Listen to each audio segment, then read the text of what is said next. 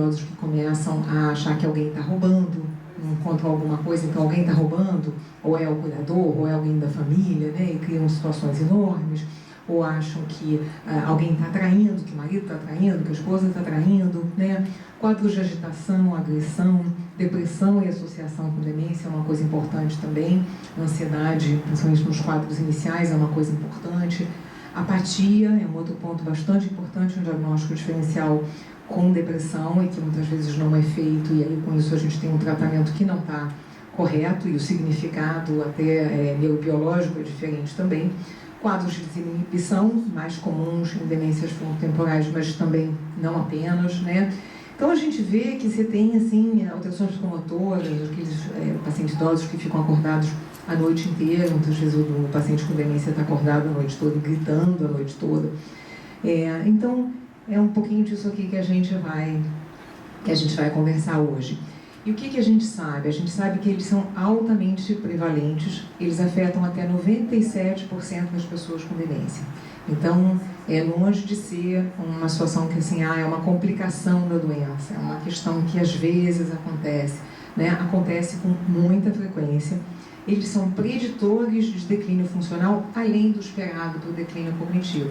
Então, a gente já tem o que é esperado no declínio cognitivo da demência, é um quadro neurodegenerativo, então esse declínio vai realmente progredindo. Mas se a gente tiver isso associado a sintomas neuropsiquiátricos, a gente tem um declínio funcional ainda maior do que para aquele grau de cognição. Estão associados com maior presença de marcadores neuropatológicos de doença, então de demência hoje em dia a gente tem os biomarcadores plasmáticos, biomarcadores de líquor, biomarcadores de neuroimagem, e na presença de sintomas neuropsiquiátricos, eles são mais frequentes, né, e com maior gravidade, assim, que a gente encontra, maiores níveis de marcadores. E uma outra questão importante, que a gente vai esmiuçar um pouquinho mais à frente, é que até 50% de pacientes com comprometimento cognitivo leve têm ao menos um sintoma neuropsiquiátrico, tá? E aí eu vou falar um pouquinho mais do comprometimento cognitivo leve, que é um quadro que não é um quadro demencial, é um quadro que pode ser anterior à demência, que não necessariamente vai levar à demência, mas que é um quadro que a gente tem que ficar atento, e até 50% dos pacientes com esse quadro não demência podem ter também pelo menos um sintoma neuropsiquiátrico. O que é interessante a gente notar, talvez assim, algumas pessoas estejam reconhecendo aqui, né, o Alzheimer, que deu o nome à doença, e a primeira paciente que ele relatou esse quadro, que é a August Detter, né, em novembro de 1901.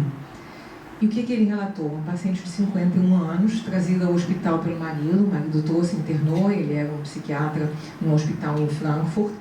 Ela tinha desenvolvido alterações progressivas de personalidade, dificuldades de memória e de organizar a casa, de preparar comida.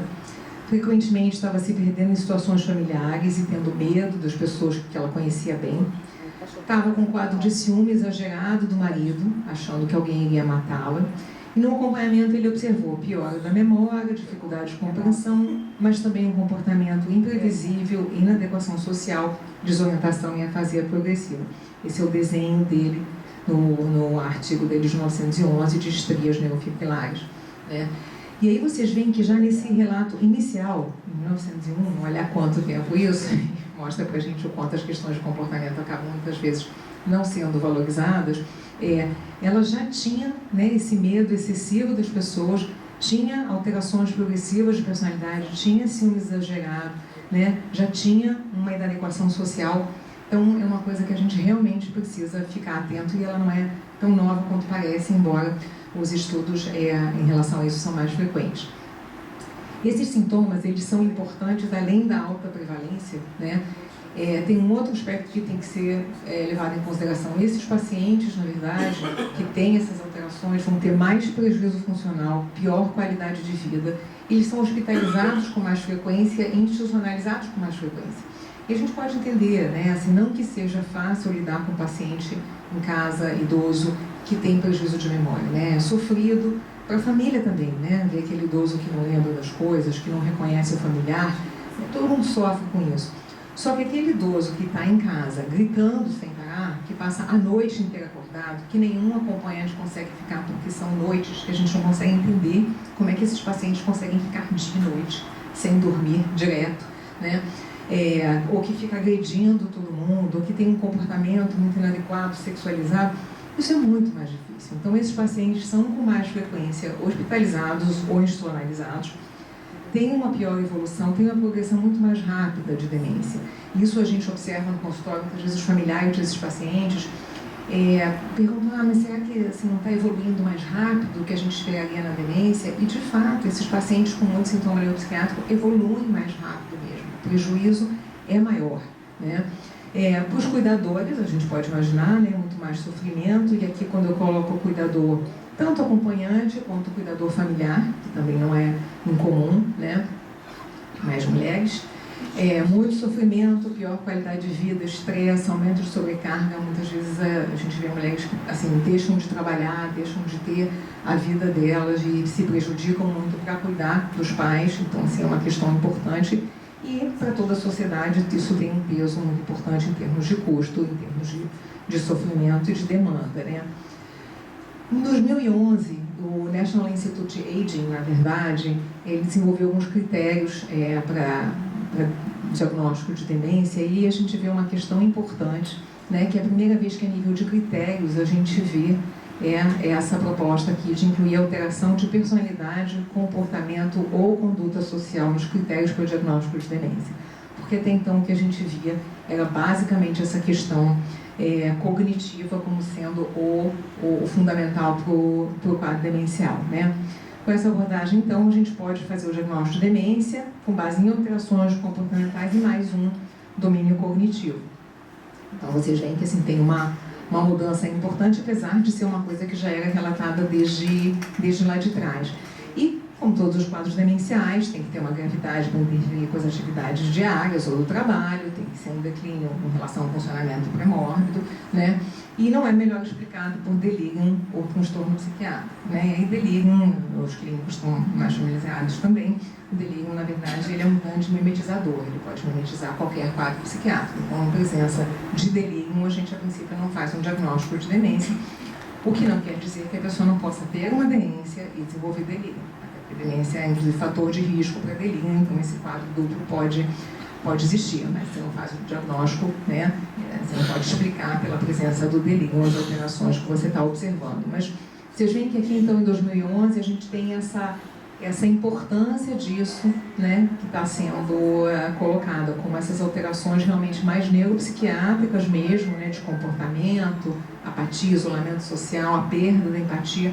Com isso tudo, a sugestão, então, desses critérios, a proposta é que eles passem a fazer parte dos critérios diagnósticos de demência. E aí tem uma mudança importante no DSM-5. Até então, se vocês observarem, os critérios diagnósticos eram basicamente cognitivos e principalmente funções corticais, né? Afasia, apraxia, agnosia, inclusive muito relacionados à demência de Alzheimer, quando a gente sabe que tem várias outras demências. A gente não pode pensar só na demência de Alzheimer, né? Então, assim, ele era muito voltado para a demência de Alzheimer e para a questão cognitiva. No DSM-5 a gente já tem, né, pela primeira vez, a questão da possibilidade de cognição social, que está relacionado à falta de empatia, a um comportamento inadequado, né, a uma falta de percepção daquela situação social. Isso já entra como um aspecto importante que pode também levar ao diagnóstico. E, assim, para a gente ter uma ideia, isso na verdade foi em 2013. Então a gente está realmente de um tempo para cá começando a valorizar mais essas alterações, mas em termos de diagnóstico, né, só em 2013 que a gente tem a entrada aí da cognição social como uma questão importante para diagnóstico de demência e que pode levar ao diagnóstico né, com a presença dessa alteração. E o que é importante? Esse slide é um slide que foi apresentado agora no último Congresso Internacional da Associação de Alzheimer, que foi muito recente, mês passado, começo desse mês, e na verdade mostra justamente a questão dos sintomas neuropsiquiátricos e da relação com a neuropatologia, né? Então, o que a gente vê aqui? Se você pensar em demência frontotemporal, que é o vermelhinho, né? A pessoa que tem só demência frontotemporal, a gente tem muita alteração, apatia, irritabilidade, desinibição, alteração de personalidade, né? Pode ter todas as, mas essas são assim as mais prevalentes, né, no quadro frontotemporal. Então, a gente sabe que a demência frontotemporal comportamental ela é conhecida pelas alterações de comportamento. Então, assim, isso aí corrobora, ok. Só que antes era muito só relacionado a isso. Não se pensava muito nas alterações neuropsiquiátricas nas outras demências, né? E o que a gente começou a ver? Porque, primeiro, a comorbidade. Isso é uma coisa bastante importante de se ter em mente. É muito importante fazer o diagnóstico de demência. Então, antigamente se falava só em é um quadro senil, é demência senil. Hoje em dia a gente ainda chega o paciente no consultório, doutora, tem demência senil. Assim, demência senil é o quê? Né? O que é demência senil? Demência senil é da época que se falava em senil e pré-senil. Não. Qual é o tipo de demência? É Alzheimer? É frontotemporal? É PSP? É corticobasal? É Lewy? Tem vários tipos de demência. E fazer o diagnóstico é fundamental para a gente poder tratar corretamente. É diferente a maneira que a gente vai tratar. Então não basta, tem demência. Não. Qual é a demência? Só que mesmo assim a gente tem que lembrar que muitas vezes existe a comorbidade. Até porque Alzheimer é de longe a mais frequente, né? Então, comorbidade de Alzheimer com alguma outra não é uma coisa tão rara. E aí vocês vão ver os amarelos aqui, é Alzheimer com alguma comorbidade com uma frontotemporal. Então, vocês também já vão ver que tem bastante alteração neuropsiquiátrica. Mas talvez o ponto principal que eu quero chamar a atenção é que você vai ver nos pacientes só com Alzheimer, que realmente não tem aí NC com alteração patológica de Alzheimer, né, neuropatologia confirmada. Então, os pacientes que têm só Alzheimer, que são os que estão em azulzinho, vocês veem que não é pouca alteração neuropsiquiátrica que eles têm e também está presente, né? Apatia, irritabilidade, depressão, ansiedade, mais em fases iniciais. Então, você tem muita alteração mesmo em Alzheimer e a gente tem que lembrar disso. Lembrar que elas frequentemente ocorrem em conjunto, né? Que é o que eu tinha falado. Então, vocês vão ver aqui, por exemplo, aqui a doença de Alzheimer em neuropatologia. Essa parte é a comorbidade com alterações... Desculpa, voltei. Com alterações vasculares. Aqui a comorbidade com corpúsculos de Lewy. Lewy com alterações vasculares. Alzheimer com Lewy. Então, assim, tem muita comorbidade, né? E os sintomas são comuns em todas as doenças neurodegenerativas e no Alzheimer e nas que são chamadas doença de Alzheimer, doenças relacionadas de alguma forma à doença de Alzheimer, frontotemporal, corpúsculos de Lewy, vascular e demências com múltiplas etiologias. E essa presença de patologia neurodegenerativa comórbida vai alterar a expressão fenotípica desse quadro demencial. Então, se eu tenho um Alzheimer com Lewy, tem mais chance de alteração visual, de ter alteração de consciência, né? Enfim, a gente vai ter mais alterações que a gente encontraria só em Lewy.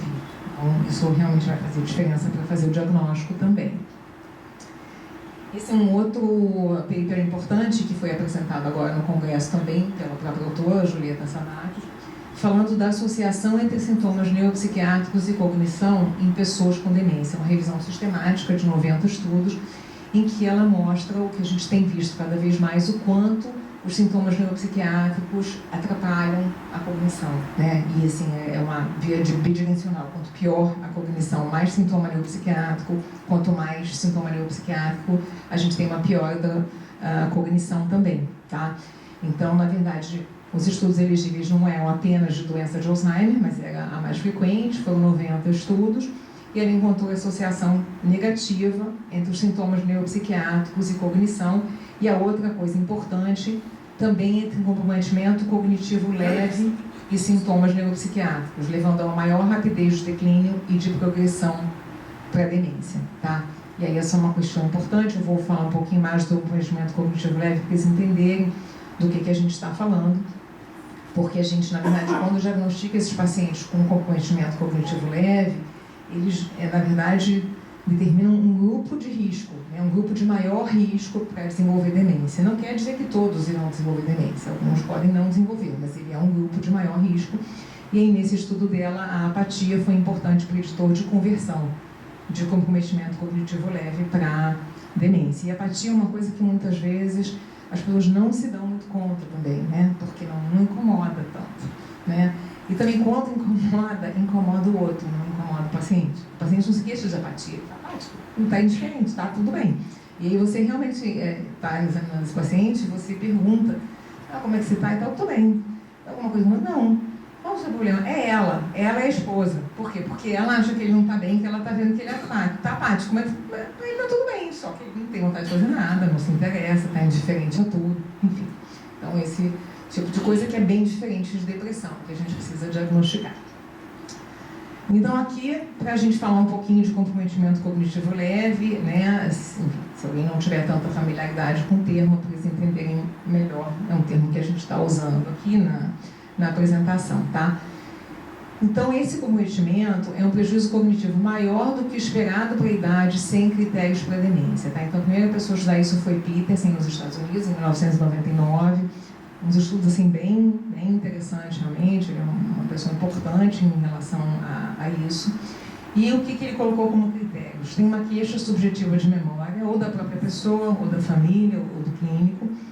Tem um comprometimento objetivo em testes, mas é um comprometimento discreto. É uma coisa que não chega a atrapalhar o funcionamento de vida diária. Um comprometimento discreto. Não é o que é normal dessa pessoa antes, ou esperado para essa pessoa dentro da escolaridade, tudo até naquele momento, mas é um comprometimento que a gente já pode observar em testes, ainda que discreto. Então, está relativamente preservado, as atividades de vida diária estão intactas, ele não tem demência.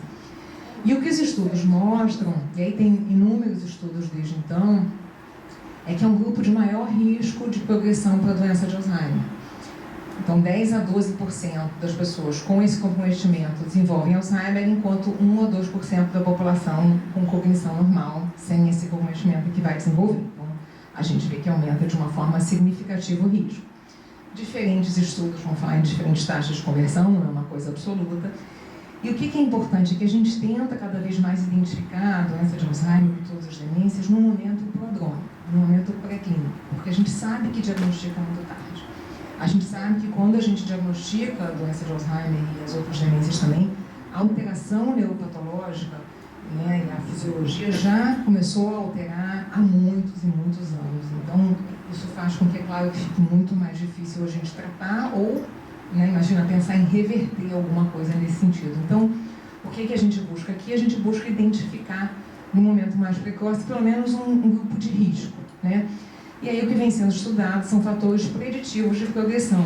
Porque se você fez esse diagnóstico de um comprometimento cognitivo leve, e essa pessoa, na verdade, tem alteração de APOE, tem alteração na neuroimagem, tem alguma coisa, a gente sabe que isso aumenta o risco, essa pessoa tem que ser acompanhada mais de perto e, talvez, à medida que a gente tenha novas possibilidades de tratamento, possa ser tratada mais precocemente. E a gente possa, principalmente a nível de estudo, desenvolver tratamentos que possam ajudar essa população num momento mais precoce, tá?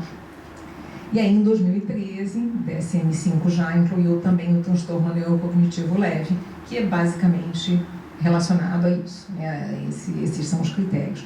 O DSM-5 mudou a denominação do que antes a gente chamava de demência, transtorno neurocognitivo maior. Então, tem o transtorno maior, o transtorno leve, e no DSM-5 o delirium também está incluído nessa parte de transtornos cognitivos. Outro, para lembrar, é a agitação. A agitação é um fenótipo também considerado de risco para pior progressão. E o que é difícil em relação à agitação? A agitação é um termo muito vago, né? É meio que um sintoma, uma síndrome, né? Então, o que vem sendo tentado cada vez mais, hoje em dia a gente tem critérios da International Psychogeriatric Association para delimitar que agitação é essa, qual é o tipo de agitação, para poder medir essa agitação, para poder avaliar qual é o tipo de agitação que possa estar mais associado com a evolução e também qual é o tratamento que pode ser eficaz, tá? Então, eles dividem então, em agressão verbal, física, atividade motor excessiva, e essas coisas muitas vezes você vai ler um estudo em que só diz agitação, você não sabe exatamente do que a pessoa está falando, né? O que precisa ser lembrado, e aí para todos nós que trabalham com idosos, que várias condições podem desencadear ou contribuir para os sintomas neuropsiquiátricos nas demências. Esse foi um slide do congresso agora, né? E é isso, várias coisas podem. A pessoa com dor já pode desencadear um sintoma neuropsiquiátrico, né? Dificuldade sensorial, alterações hidroeletrolíticas, vários medicamentos. Então, os idosos com polifarmácia, a gente tem que estar muito atento qual o medicamento que esse idoso está usando, que pode estar, inclusive, causando aquele quadro, que possa ser uma coisa até fácil de reverter. Também não é raro isso. Várias infecção urinária, assim, né? Enfim, das coisas mais frequentes que a gente vê. Então, lembrar que muitas vezes esse sintoma neuropsiquiátrico pode ser de difícil tratamento, em geral não são, mas quando você tem uma causa desse tipo, muitas vezes pode ser alguma coisa que você trate até com uma certa facilidade, melhorando muito, né? Qualidade de vida, melhorando, enfim, inclusive a evolução, como a gente está falando aqui. E aí uma coisa que vem sendo estudada, e isso realmente é cada vez mais recente, é o sintoma neuropsiquiátrico como uma manifestação precoce. Ou seja, o que a gente tem visto é que eles estão presentes muitas vezes nas fases prodrômicas de demência ou já no comprometimento cognitivo leve. Tá? Até 59% desses pacientes podem ter sintomas neuropsiquiátricos, estão associados com maior prejuízo global, cognitivo ou funcional do que os pacientes que não têm esses sintomas. A taxa de conversão para demência em pacientes que têm um comprometimento cognitivo com sintomas neuropsiquiátricos, ela vai a 25%. Então, ela dobra. Então, a presença do sintoma neuropsiquiátrico por si só é um preditor de conversão. Então, além dele ser uma questão de gravidade da demência, né, um indicador de gravidade do quadro demencial e de necessidade de tratamento, no quadro cognitivo leve, ele também é um indicador de aumento de taxa de conversão e de possível gravidade. Então, a gente também precisa reconhecer e tratar. E a outra coisa é que a gente, mesmo em pacientes cognitivamente normais, aquele idoso, né, que está com alterações neuropsiquiátricas novas, cognitivamente normal, a gente também tem que ficar atento pela possibilidade de ser aí já um pródromo para a evolução de um quadro inicial. Pródromo, fator de risco, enfim, é uma outra discussão. Não vou entrar aqui, até porque isso não é definido na literatura. Então, aqui só para colocar para vocês o seguinte: na demência frontotemporal comportamental, os critérios-chave incluem sintomas comportamentais, principalmente desinibição e apatia, tá? Só que o que os estudos mostraram? Seguindo 3 anos esses indivíduos com esses sintomas sugestivos de um possível quadro de demência frontotemporal, 36% evoluíram para demência frontotemporal. Ok, era mais ou menos o esperado. Mas 28% era Alzheimer. 18% era vascular, 18% eram outras demências. Ou seja, na verdade, o que isso sugere? Né? Que esses sintomas podem ser um marcador precoce de qualquer tipo de demência, não necessariamente de frontotemporal. Tá? Então, é uma coisa que a gente precisa realmente ter atenção. E aí, com isso, foi cunhado o termo comprometimento comportamental leve. Tá? Ele foi cunhado no contexto da frontotemporal, mas, na verdade, a gente utiliza esse termo hoje em dia, independente de qual é o tipo de doença, até porque a gente muitas vezes vê esses quadros num paciente que ainda não tem diagnóstico de demência. Né? Então, a gente tem realmente o comprometimento comportamental leve. Esses são os pontos assim, que os chaves, o comprometimento comportamental leve, alterações tipo apatia, desregulação do afeto, pode ser depressão, pode ser, né, irritabilidade, falta de controle de impulsos, uma inadequação social, né, em que a pessoa começa a agir de uma forma que é estranha para ela, ela fica, né, mais inadequada, às vezes mais sexualizada, às vezes falando coisas que não falaria antes, né, sai do perfil de personalidade dela. E alterações sensoperceptivas ou de pensamento, também como alucinações, delírios, né? Algumas síndromes podem surgir nessa situação. Essas são, então, assim que a gente caracteriza esse desenvolvimento comportamental leve, que são sintomas neuropsiquiátricos que representam uma mudança em relação ao comportamento anterior desse indivíduo em ao menos um dos 5 domínios-chave, cognitivos-chave, que são aqueles que eu tinha falado antes, né? Os sintomas são persistentes, duram mais de 6 meses, não é a pessoa um dia teve uma alteração fora do habitual para ela, então pronto, a gente já vai dizer que ela está, né, com um quadro comportamental leve. Esse início, a partir de 50 anos, né, ocorre antes do início da demência. Então, eles podem acontecer em um paciente com comprometimento cognitivo leve, como eu tinha falado, mas também com prejuízo subjetivo ou com a cognição normal. Então, pode ser um paciente que não está com nenhuma alteração cognitiva. Você faz os testes cognitivos e não tem alteração. Mas ele tem uma alteração comportamental que já justifica que a gente comece a pedir exames e fazer um acompanhamento mais próximo desse paciente. Algum tipo de prejuízo funcional, mas não secundário à questão cognitiva, então alguma coisa relacionada ao comportamento. E a gente hoje em dia sabe que isso identifica um grupo de maior risco para demência e declínio cognitivo também, né? Não necessariamente com uma questão cognitiva leve, como a gente tinha falado. Esse aqui é um artigo de 2019, um estudo assim, bem grande, se a gente 1.900 adultos idosos, né, fazem parte desse estudo, um estudo do Reino Unido de acompanhamento de pacientes. E o que esse estudo mostrou, eles começam a acompanhar os pacientes normais, né, e vão vendo o que vai sendo, como é que eles vão desenvolvendo cognitivamente, mas também o comportamento. E mostrou que esse quadro cognitivo, o MBI ou Mild Behavioral, né, o comprometimento cognitivo leve, pode ser um marcador inicial de doença degenerativa, né? Pode ser até mais precoce do que o cognitivo leve, no momento em que a pessoa possa ter queixas subjetivas ou nem ter queixas cognitivas ainda. E levantando a possibilidade de que esse quadro possa representar um ponto importante para clinical trials e para estudos e estratégias de prevenção em relação às demências. Esse aqui é um outro estudo de 2021, também mostrando a associação de comprometimento comportamental leve com progressão para Alzheimer, clinicamente diagnosticada e confirmada em neuropatologia, então também um estudo assim, com muitos pacientes, vocês estão vendo aqui um estudo muito grande. E nesse estudo, o maior efeito para a conversão foi psicose. Então, se a gente vai ver aqui o resultado desse estudo, realmente nesse estudo, psicose foi o que mais, foi o fator mais importante para prever a progressão para Alzheimer, mais do que a apatia, embora o outro estudo foi mais apatia, a gente realmente precisa de mais estudos, a gente não tem clareza de qual é o mais importante. Esse estudo aqui é muito interessante também, de 2025, explorando a associação entre o comprometimento comportamental leve e plasma tal 17. O que acontece? Hoje em dia a gente está tendo muito esse desenvolvimento dos biomarcadores plasmáticos para as demências, né? Então é uma coisa que está muito em voga, está sendo usada e a gente já tem na rede pública. Eu estou começando uma pesquisa também na rede pública, na rede particular, estou começando uma pesquisa na rede pública com uso de biomarcadores para pacientes com demência, né, em conjunto com a UFRJ, o laboratório Leopoldo Meis. E aí o que a gente tem, na verdade, são os dados PETAL 217, a relação diabeta 42-40, PETAL 181, mas o PETAL 217 está sendo, assim, hoje em dia considerado um dos mais sensíveis marcadores para Alzheimer. E aí o que esse estudo mostrou foi em pacientes com comprometimento cognitivo leve, né, a associação com o PETAL 217. Então, assim, é bem importante. Esse é um estudo muito grande, um estudo de neuroimagem, mas que vê todas as outras áreas, em 50 sítios, né, com o PETAL 217, mostrando que talvez esse seja um grupo importante para a gente começar a pedir biomarcadores, a avaliar se realmente um marcador bem precoce, de doença mais precoce do que a gente aguardar a alteração cognitiva.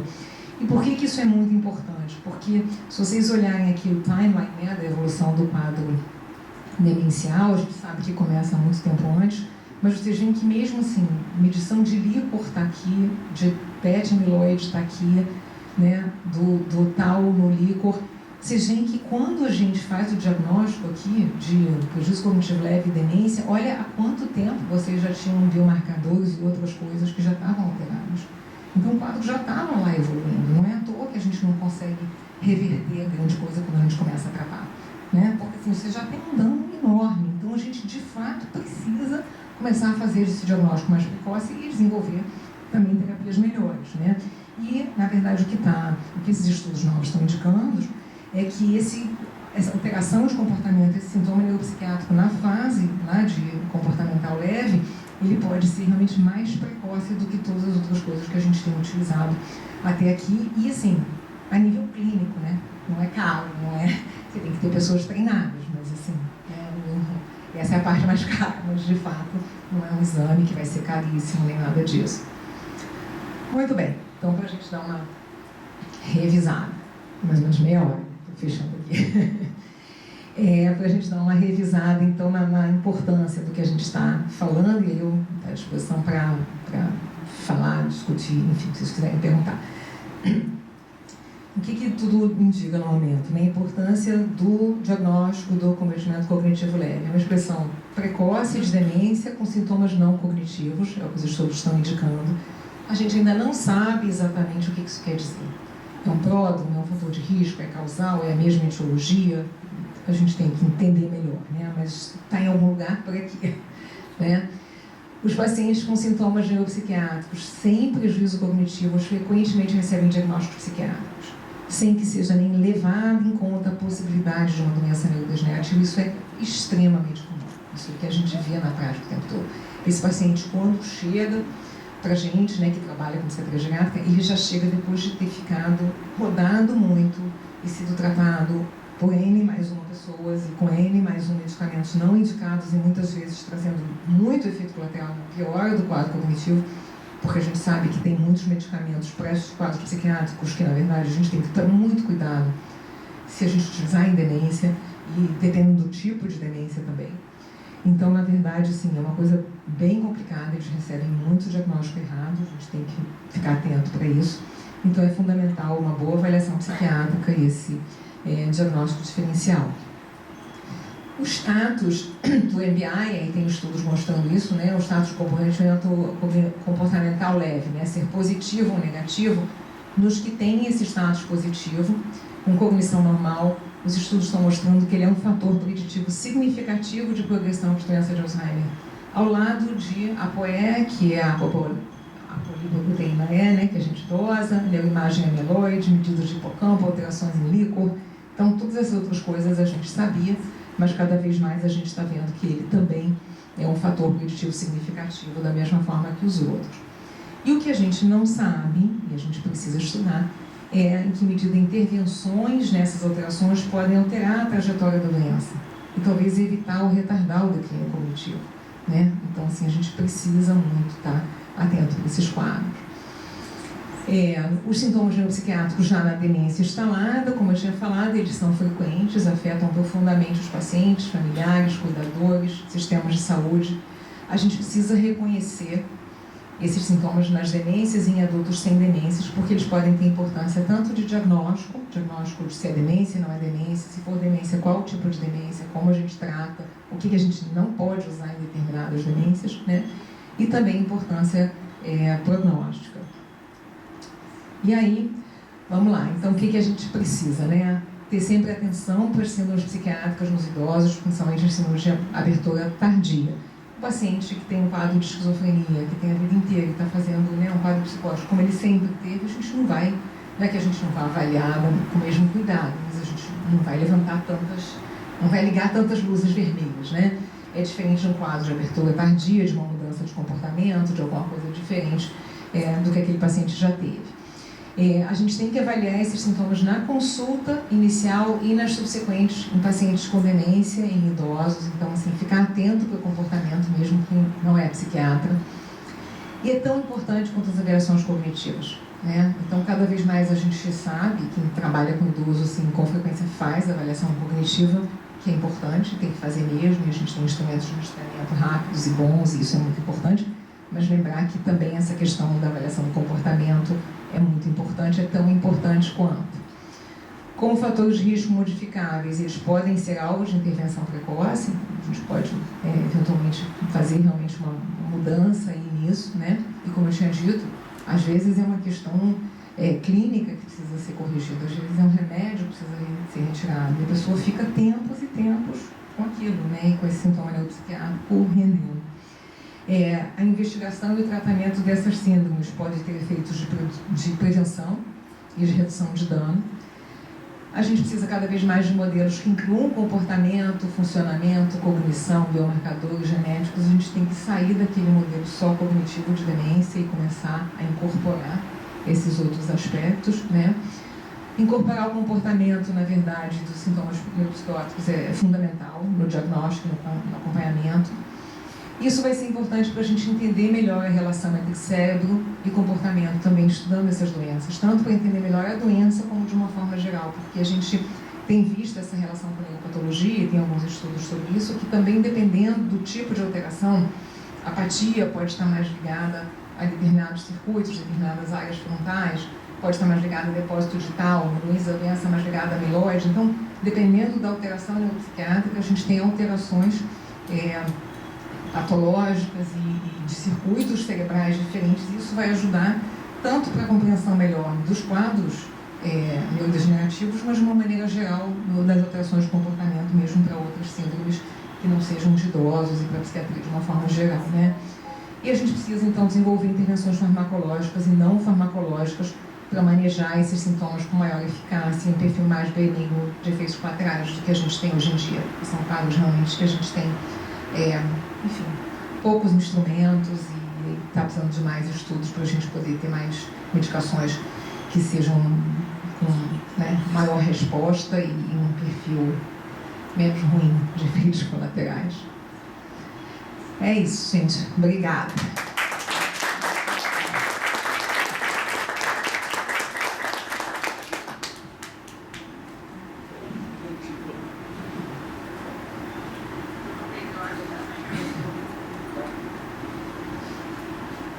Vamos dar início, então, aos nossos debates. Nossa acadêmica Deise.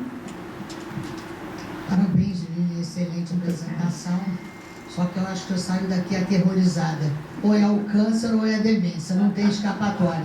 E eu tenho uma amiga que eu considero iluminada que diz o seguinte: feliz de quem não nasce, porque realmente não vai passar por essas coisas, né?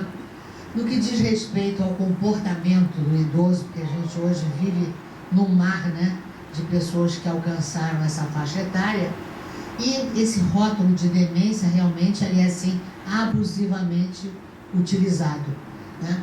E eu acho que precisaria ter um comportamento de informação para nós, classe médica, de remédios que são utilizados, que podem induzir a isso. É isso que eu gostaria que houvesse, essa mensagem. Eu me recordo, na década de 70, 80, utilizava-se um remédio que muitos aqui não devem conhecer, Estugeron. Né? Todo mundo usava Estugeron. E depois isso veio a ser, você é muito novinha, não vai nessa cara não, tá? Aí o que acontece? Esses remédios foram responsabilizados por demência a médio prazo, que eu não sei se procede ou não. E esse comprometimento vascular, que eu gostaria que você me dissesse o que é isso realmente. É um AVC, é uma isquemia temporária? O que é isso que induz a progressão de uma doença de demência? Obrigada. Obrigada, Deise, muito bom te ouvir. Então, eu acho o seguinte, eu acho que várias coisas que você falou são importantes. Eu acho que a gente precisa discutir mais sobre as demências, né? Assim, por um lado, desmistificar, mas as pessoas terem conhecimento, principalmente na classe médica. Até porque não é só quem trabalha com idoso que vai ver demência, né? Primeiro que as pessoas vão ver na sua vida, no dia a dia, a população está envelhecendo. Então, assim, é isso, né? E os médicos mais ainda, nos seus consultórios, independente da especialidade. Chegando aqui, pediatra, né? Que assim, realmente... Mas de resto, é isso, né? A gente vai estar lidando. Então, acho que isso é uma coisa importante. E aí, até um pouco da sugestão que você falou, a gente pode incluir nesse seminário de envelhecimento, essa questão de alguma alerta, alguma coisa sobre fatores de risco, né? Para os médicos estarem mais atentos, medicações e tudo isso. Então, isso é uma coisa interessante.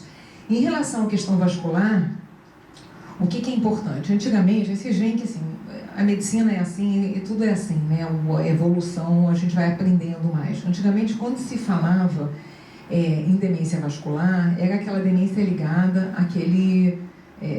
teve um AVC, né? Teve um acidente vascular encefálico e tal, fez um quadro demencial, é uma demência vascular. Era uma coisa bem assim. Depois começou a se considerar quando tinha aquela pessoa com um quadro vascular muito difuso e tal, a demência vascular. Hoje em dia a gente sabe que tem diferentes tipos de demência vascular. É quase que assim, depende da sobrecarga de questões vasculares que a pessoa tem ao longo da vida. Quando a gente vê hoje em dia uma neuroimagem, por exemplo, né, de um paciente que a gente consegue que possa ter uma demência vascular, você tem fasecas, eu não sei se são familiarizados, é um termo do radiologista, que coloca mais ou menos o quanto de dano vascular que você vê no cérebro, fasecas 1 a 4, né? Então, um paciente com fasecas 4, ele tem uma chance maior de ter mais alterações realmente cognitivas e comportamentais relacionadas ao componente vascular, porque você tem muita alteração de vascularização cerebral, levando a rompimento nos circuitos, né? Fasecas 1 é uma coisa meio que quase que normal da idade, assim, não vai ter alguma coisinha, né? Quem tem hipertensão, assim, sabe que os fatores de risco para a questão cardiovascular, né?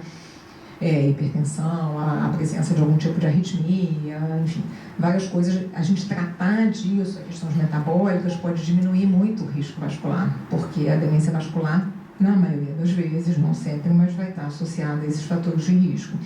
Então, a demência vascular tem esse aspecto, ela foi mudando ao longo do tempo. Hoje em dia tem várias demências vasculares. Não é incomum você ter uma outra demência com algum componente vascular que está mudando um pouco o quadro, né? Porque as pessoas muitas vezes têm questões de risco cardiovascular durante a vida, realmente. Mas essa é uma das demências que, assim, de uma maneira geral, tirando assim vascular, uma coisa que não tivesse realmente como prever, aneurisma, que a gente tem como realmente fazer fatores de prevenção bem importantes.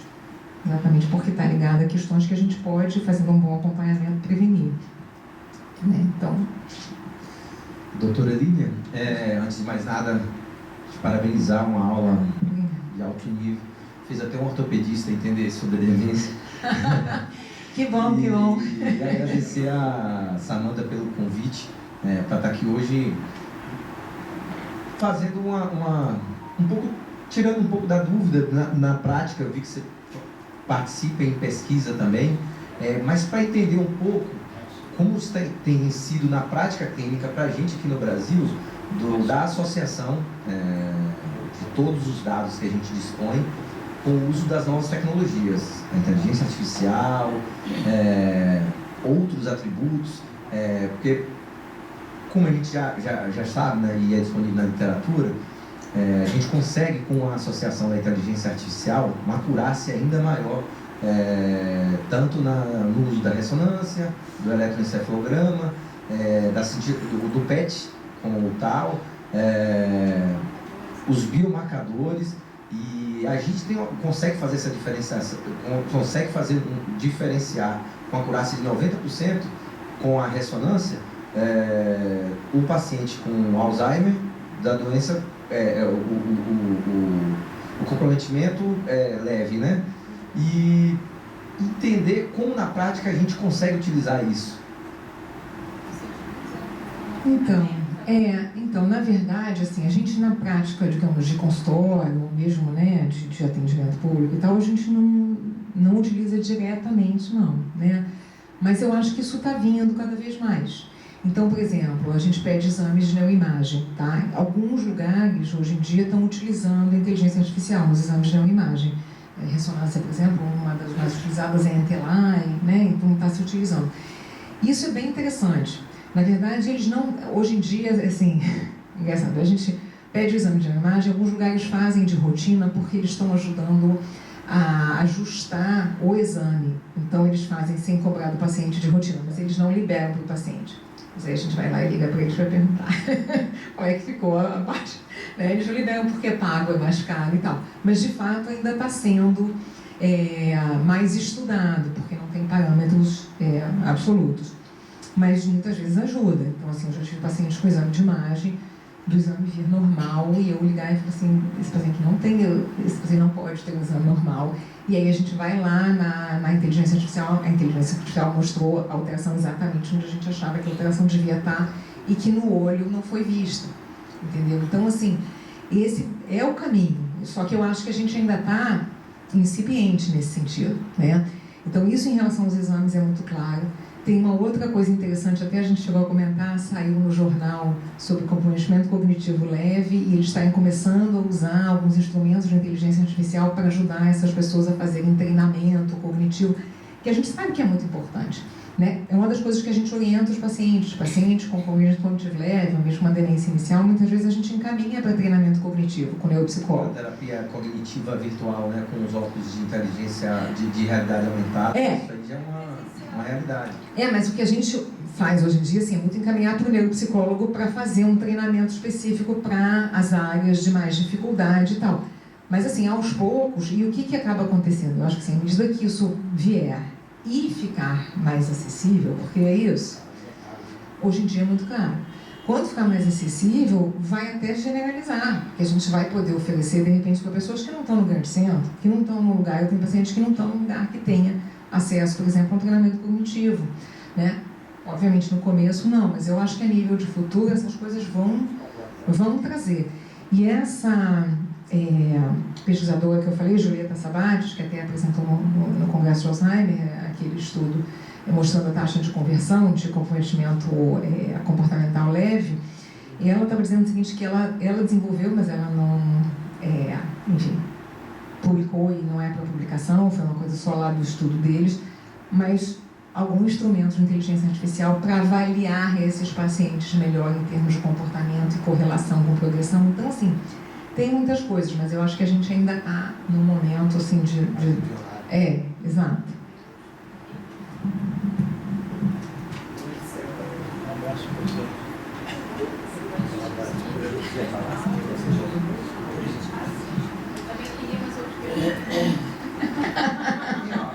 Oi, Lilian. Oi, bom dia. Tudo bem? Olha, a nossa academia está de parabéns por você trazer esse assunto tão comum, tão frequente entre nós, entre familiares que nós conhecemos e que precisa ser tratado por pessoas que conhecem o assunto como você está se envolvendo no tratamento dessas pessoas. Entretanto, eu quero lembrar aqui a um pesquisador da Stanford University chamado Daley Bredesen, que ele escreveu The End of Alzheimer's Disease. Ele estudou isso, ele sabe conhecer essa história, estudou com muita clareza isso aí. Os casos genéticos que acontecem aos 40, 50 anos, que nós temos conhecimento que acontece, parentes que ficaram de repente, que é genético e nós sabemos que não tem maneira de você tratar, pelo menos atualmente. Mas nesse estudo do Daley Bredesen, ele escreveu um livro que você deve conhecer, The End of Alzheimer's Disease, e que tem 36 causas. Ele diz, a comieira tem 36 furos para você estudar. O de origem genética dificilmente você vai conseguir tratar, pelo menos atualmente. Mas, hoje em dia, essa doença tem que ser tratada por pessoas da sua qualificação, que está envolvida e sabe como é que tem que tratar. Quem não conhece aquela história bonita de Alice para sempre, né? Aquela professora da Universidade Americana que aos 50 anos foi correr, chegou em frente à universidade, olha onde eu estou, sabe? E ela comunicou depois à universidade que estava com a doença de Alzheimer. E aí eu quero parabenizar com muita alegria e amor nessa brilhante palestra que você fez aí para nós. Eu que agradeço seus comentários, agradeço a Samantha que sugeriu a palestra, então, assim, né, acho que ela trouxe essa questão da importância do tema, da gente falar disso. E de fato, o que acontece, só para fazer, eu não conheço o livro, mas eu vou procurar, então, assim, já foi uma coisa boa. A gente tem uma diferença realmente, o Alzheimer de início precoce, que é aquele que começa muito cedo, ele tem uma carga genética muito maior. Então, assim, é uma situação mais complicada mesmo em termos de prevenção, porque aí é uma outra situação. A doença de Alzheimer muito mais frequente, né, que não é o início precoce, que é o habitual que a gente vê, na enorme maioria das vezes, a gente vê poucos casos, graças a Deus, de início precoce, é tristíssimo. É sempre triste, mas é mais triste você acompanhar uma pessoa que abre um quadro de Alzheimer com um filho pequeno, casado há pouco tempo, assim, uma coisa, nossa, assustadora. Mas então as outras, o que a gente sabe hoje em dia é que você realmente existe a carga genética, mas existem muitos fatores de risco e muitas coisas que a gente pode atuar diminuindo, né, a intensidade dessa carga genética, digamos. Mas ela está lá. Mas eu vou ler o livro. Obrigada. Lília, boa tarde. Antes de tudo, parabéns pela belíssima apresentação. E eu vou numa mesma linha da Daisy. Eu queria falar até com pacientes e como clínico, né? Porque eu acho que a grande dificuldade que você tem hoje no consultório, primeiro é fazer o diagnóstico da demência. Porque algumas vezes você até se identifica muito com o paciente. Segundo, que a informação sempre truncada. Ou seja, dele, ou seja, da companheira dele, que normalmente tem a mesma faixa etária dele, que também ele acusa ela, como você falou no início. Então, a partir desse momento, eu queria perguntar a você o seguinte: primeiro, de todas essas causas de demência que você apresentou, qual aquela que, na tua opinião, aparece mais precocemente com algum produto? com algum sinal leve. Esse. Segundo, uma vez que você diagnostica, qual é? Porque a gente sabe que o encaminhamento para o neuropsicólogo é o caminho normal às vezes até da terapêutica não medicamentosa. Porém, isso é uma utopia no nosso meio. Quando você está no centro acadêmico, isso resolve-se fácil. Mas quando você está no ambiente do teu consultório, no escurinho do teu consultório, isso não existe, com raríssimas exceções. Então, quando você faz esse diagnóstico, qual o primeiro exame que você pediria em termos bem práticos? E segundo, uma vez feito qualquer diagnóstico, além de encaminhado para o neurologista, psiquiatra, qual seria o primeiro dado concreto que antes de você atingir todo esse ideal de tratamento, em termos práticos, você assumiria como terapêutica não medicamentosa? Palavra cruzada, leitores de risco. Mas qual seria o primeiro momento? Me desculpe, a pergunta também vale alguns milhões de dólares, mas é uma pergunta de angústia clínica. Obrigado. Nada, eu agradeço, vou ver se eu vou conseguir lembrar de tudo para organizar aqui rapidamente, mas eu fico à disposição para a gente seguir falando disso. Então, assim, difícil de dizer o que é a primeira questão que acende a luz, digamos, né? Então, assim, eu realmente, com um paciente a partir de uma certa idade, dependendo do relato, dependendo da história que vem para mim, não sei o que, eu faço testes cognitivos no consultório. Então, assim, eu tenho uma avaliação inicial no consultório. Eu encaminho pouco para avaliação neuropsicológica, porque eu faço os testes que eu acho que precisa fazer. Eu encaminho para avaliação neuropsicológica algumas situações mais complicadas, que eu tenho um diferencial mais difícil, ou quando eu quero que faça o acompanhamento cognitivo, que faça treinamento cognitivo, né? Mas eu acho que, assim, fazer os testes, assim, ter familiaridade, mas isso, eu acho que isso é mais para quem trabalha com psiquiatria geriátrica mesmo, né?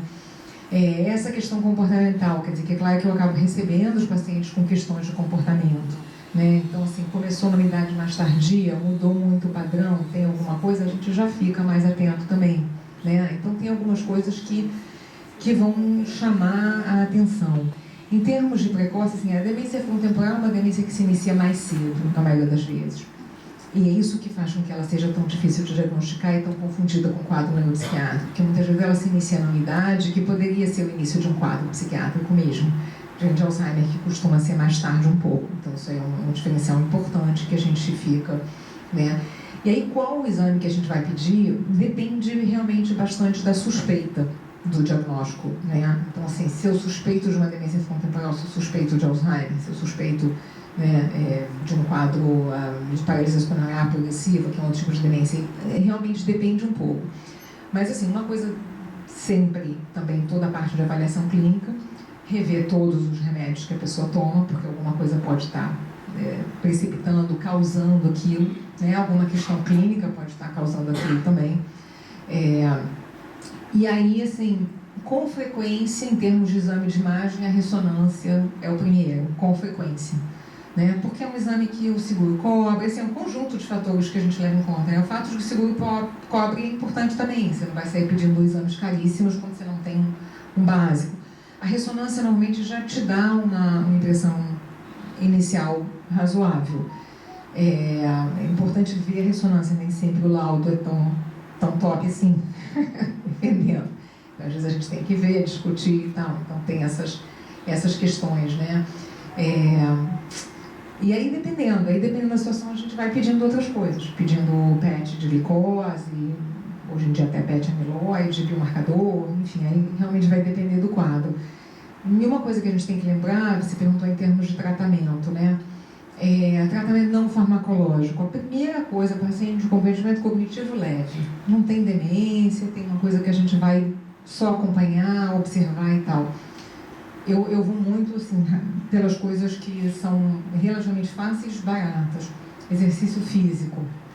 Está comprovado e super comprovado que é importante em prevenção, né, em ajudar em diminuir o fator de risco. Então, exercício físico, e que muitas vezes a pessoa pode começar a caminhar, não tem muito dinheiro, tem uma situação de caminhar. Não é fácil porque nem todo mundo aceita. Isso é uma coisa que a gente tem que, né, mudar hábito, não é fácil, mas enfim. exercício físico, alimentação. Então, a gente tem uma questão de orientação alimentar que também faz diferença. Tem algumas dietas que estão mais associadas com benefício, tanto cardiovascular quanto neurológico, né? Rever essa questão dos medicamentos, e aí a gente pode ver o que não é necessário.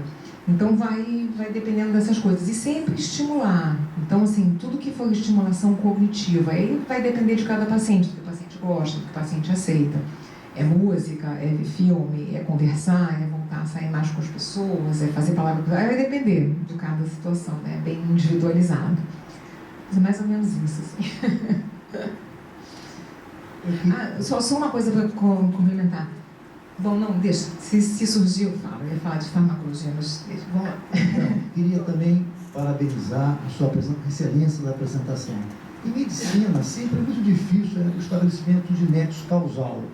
No Deus doenças infecciosas, fica um pouquinho mais fácil ter o agente infeccioso e tem a doença, mas tem outras variáveis, como resistência, carga, né, do agente, etc. A gente sempre viu muito, né, paciente idoso com hiponatremia, infecção urinária, a gente reverter esse quadro sintomático.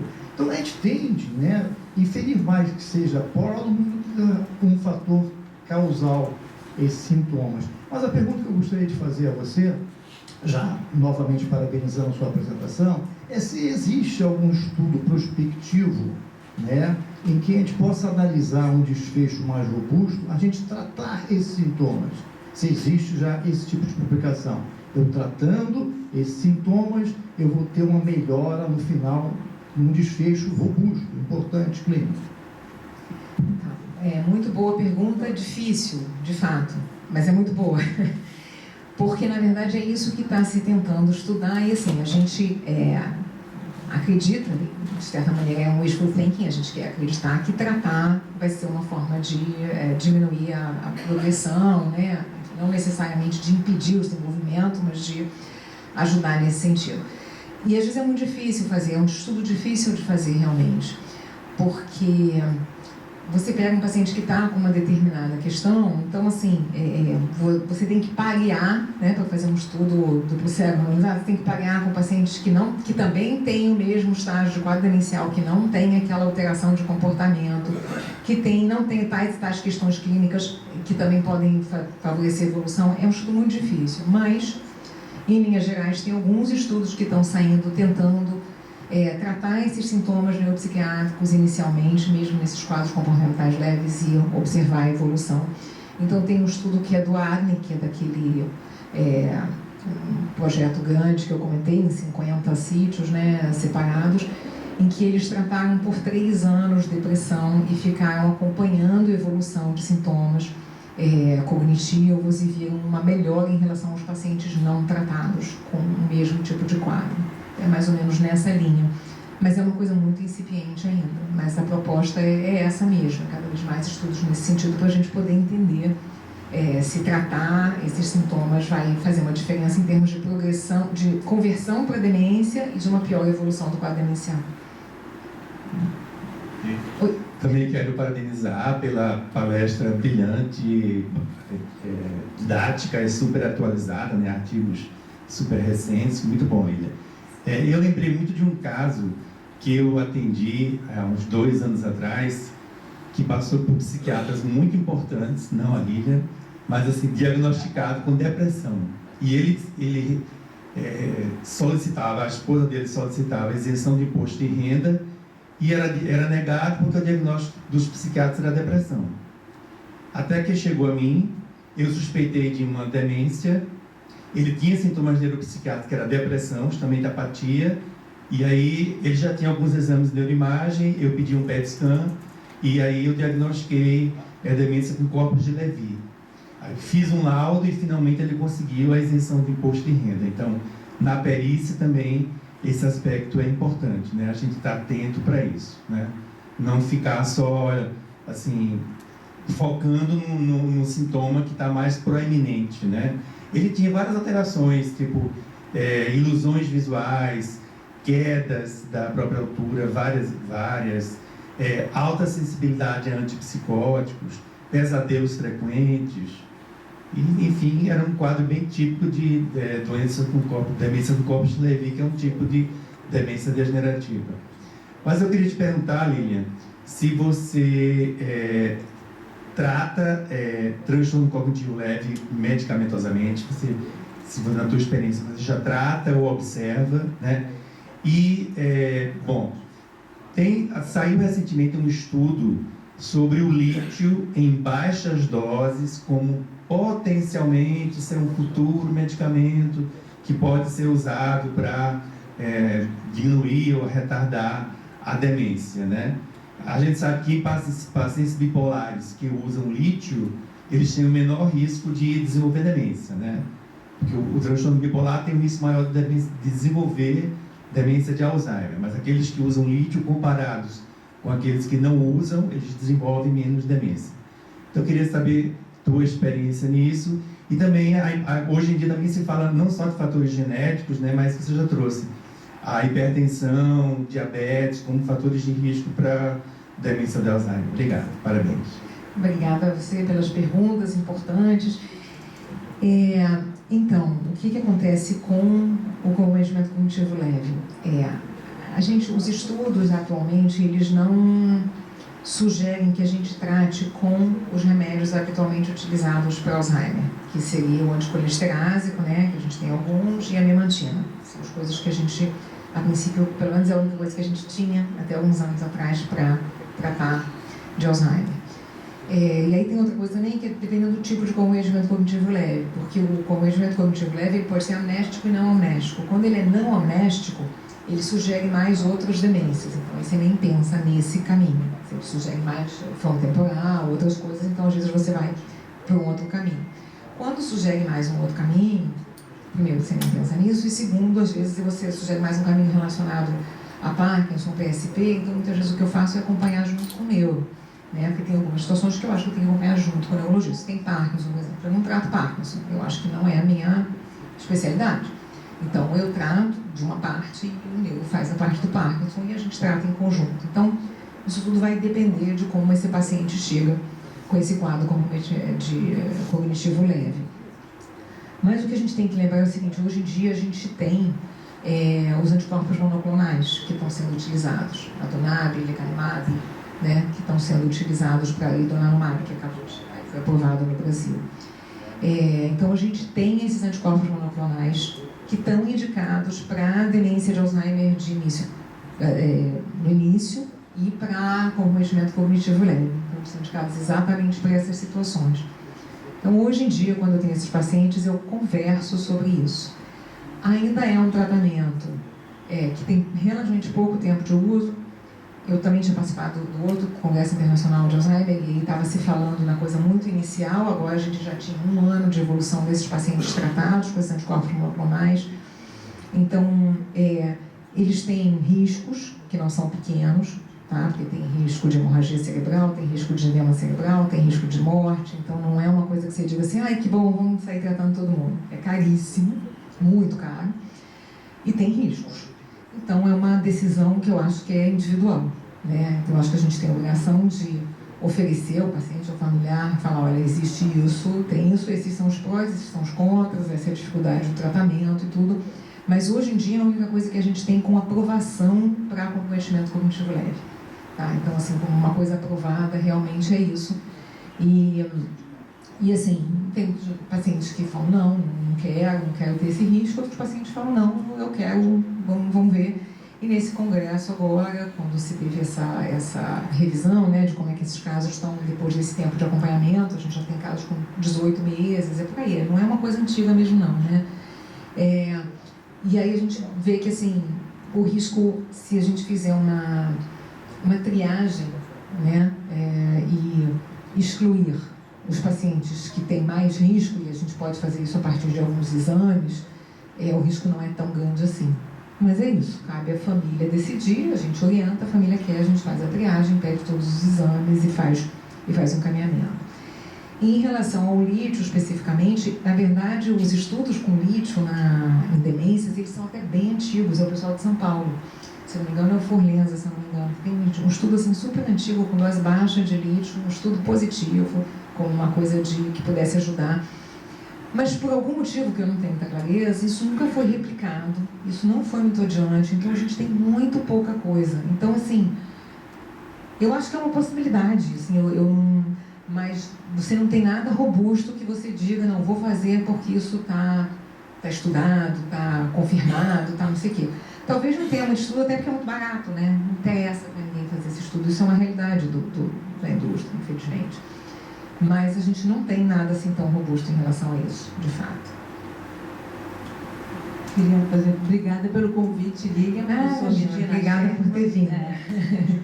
Eu sou dermatologista, mas tenho muito... A Regina é dermatologista, presidente atual da Sociedade Brasileira de Dermatologia, uma excelente médica, veio aqui nos prestigiar. Prestigiar você e também ser prestigiada. Então, eu tenho muito interesse nesse assunto, tenho vários pacientes idosos no consultório, e o que eu estou vendo, que a população está envelhecendo muito, então é mais fácil, quando tem um transtorno cognitivo leve, a gente fazer um diagnóstico, mas o que eu estou vendo, como dermatologista, não está necessariamente ligado à minha área, mas às vezes vem apresentando algum distúrbio dermatológico, a partir dos 80, e aí, está acontecendo muito. Então, como a gente vai diferenciar? Isso é um envelhecimento ou isso realmente é uma coisa que deve ser encaminhada ao psiquiatra? Tá, essa é uma ótima pergunta. Por quê? Porque antigamente se considerava, tanto que antigamente, se a gente for olhar lá nos primórdios da psiquiatria e das classificações psiquiátricas, até 60 ou antes até, na verdade só se falava em demência pré-senil. Porque se achava que a pessoa que fica esquecida, demenciada, entre aspas, na idade avançada é normal, né? Então só tinha o termo demência pré-senil. Ou a pessoa que demencia mais tarde é envelhecimento, envelheceu. E não é, está errado. Aí depois veio demência senil e pré-senil, e hoje em dia a gente tem, ainda bem, muito mais conhecimento sobre isso, ainda falta muito, mas tem muito mais. Então, na verdade, assim, o envelhecimento normal tem algumas alterações, não há como negar. Tá? Existem alterações que são do envelhecimento normal. É normal que a pessoa fique um pouco mais lentificada por algumas coisas, não tem a mesma agilidade, tanto fisicamente quanto às vezes psicologicamente, com algumas questões, né? Esquecer uma palavra ou outra é normal do envelhecimento também.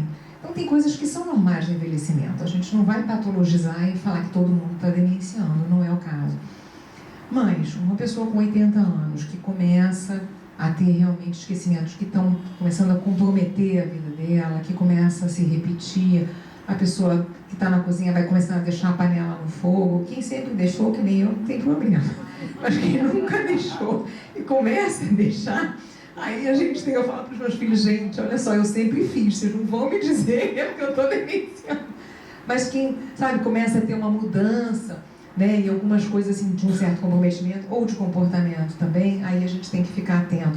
O envelhecimento normal, em geral, ele realmente não traz um prejuízo, a pessoa se incomoda. Quem está acostumado a ser super ativo, ágil, não sei o quê, incomoda esquecer uma palavra, incomoda demorar mais para lembrar alguma coisa, incomoda, né? E aí, assim, se a pessoa está incomodada com isso, ou se o familiar, pode valer a pena uma avaliação, né? Mas essa avaliação pode ser uma coisa que, tá tudo bem, não sei o quê, enfim, é isso, né? Pois não. Parabéns, nossa conspícua acadêmica. A minha pergunta é mais focada hoje na minha área maior de interesse, inclusive lá na nossa UERJ. Existe alguma relação do chemobrain com a maior prevalência de demência? Essa seria a primeira pergunta a você.